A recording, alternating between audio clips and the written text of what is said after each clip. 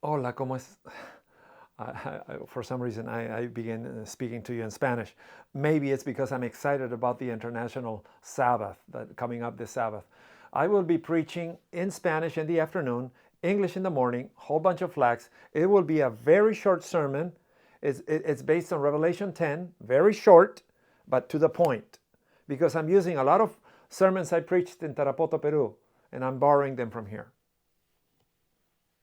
We're also going to have a closing song in the Spanish and a closing song in English. The English will be The Power of Your Love. Can you imagine 12 of our children? And the one in Spanish, Soy Mensajero. Don't forget, International Sabbath. But today, November 12th, the unwitting witness of Pilate. We're studying the book of John, the unwitting witness of Pilate. More testimonies about Jesus. Blessed are those who believe. One of those who believe, who had a testimony, was Pilate. He should have been converted, but for some reason he wasn't. Blessed are those who believe. It's number 7 in the Sabbath School Quarterly. Let's go directly to the Bible. John 18:38. Pilate said to him, "What is truth?" If you think about it, that is the most important question of the Bible. If you think about it, that is the most original question of the Bible. Because even before Adam and Eve, there was a conflict in heaven. 1/3 of the angels come out with Lucifer, and then the 2/3 remain with Jesus Christ. And in the middle of that controversy, in the middle of that turmoil, some angel must have had that question. What is truth?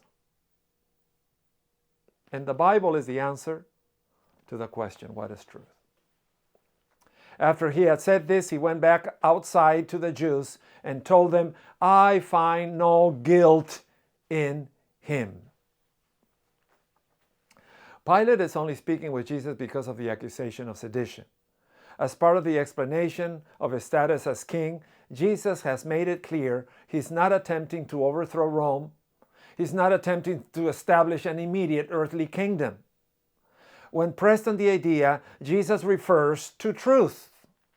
In his role in proclaiming it, he has come as the incarnation of the truth. In earlier passages, Jesus explicitly claims to be teaching truths of God. Even further, Jesus claims to be the way. I am the way. I am the truth. And I am the life. Now, there's room to interpret the nuances of Pilate's comment in different ways. However, he's likely being rhetorical and dismissive. He's certainly not seeking further information from Jesus. Instead, Pilate is brushing off the concept of truth. Truth is relative. Truth is unsure. Truth ultimately is unimportant. One can only imagine him shrugging his shoulders and holding up his hands in a gesture of uncertainty, or shaking his head and waving it off as is asking, who cares? Rather than engaging, he's ignoring it. Jesus is not speaking of politics. Jesus is not speaking of war. So the subject is of no interest to the Roman governor. The irony of the moment is painful. This might be the most important question a human being can ask. And Pilate is standing in front of the ultimate answer, the incarnation of truth. Yet Pilate walks away without really considering his own words. Pilate knows Jesus' enemies are trying to manipulate Roman law. He's heard enough to be sure that Jesus is not guilty according to any secular or civic law. It will be the presence of a mob and the threat of civil unrest which eventually coerces Pilate into executing someone he knows is innocent. John's gospel skips many details given in other accounts to focus on his own perspective. Among the incidents he omits is Pilate's attempt to have Herod weigh in on the situation. Let me finish with a story. I have nothing to add, nothing to imagine, nothing else to paint. I'm going to tell it like it is. Pilate goes outside again and says to the people, I am going to bring him out to you now, but understand clearly that I find him not guilty. He is innocent. Then Jesus comes out wearing the crown of thorns. Then Jesus comes out wearing the purple robe. And Pilate says, Behold the man. Look, here is the man. When they see him, the leading priest and temple guards begin shouting, Crucify him! Crucify him! Take him yourselves! Crucify him! Kill him! I believe they were demon-possessed. Pilate replies to the crowd, You take him yourselves. You crucify him. I find him not guilty. By our law, he ought to die because he called himself the Son of God. Pilate hears this. He was more frightened than ever. He takes Jesus back into the headquarters and asks, Where are you from? No answer. Why don't you talk to me? No answer. Don't you know who I am? No answer. Don't you realize that I have the power to release you or crucify you? Jesus looks at him. You have no power over me unless it were given to you from above. So the one who handed me over to you has a greater sin.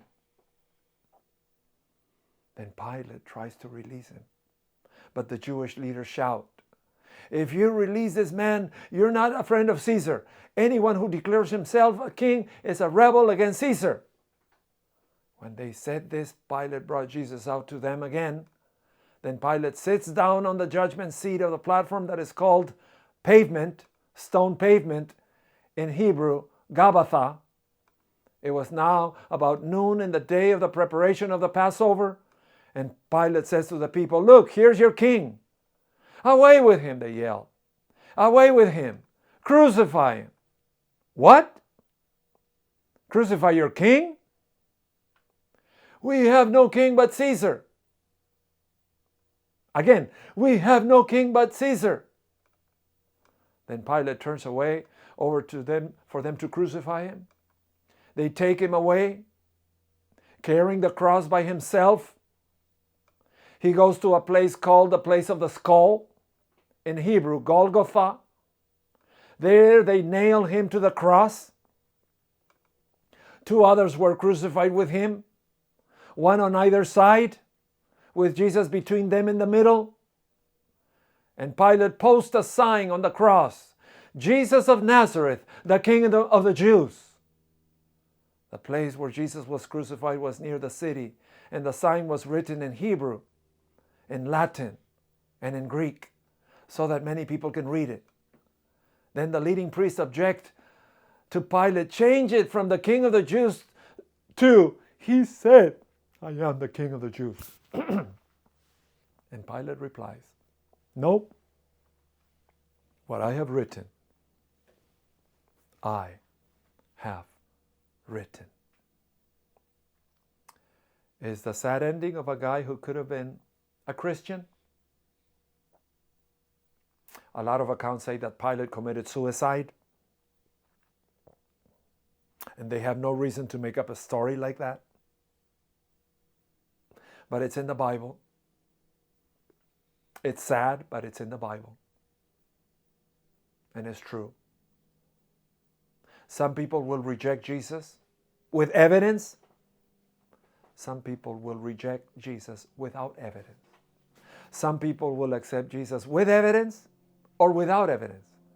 And I hope you are in that last group. May God bless you, and I will see you tomorrow. I'm going higher.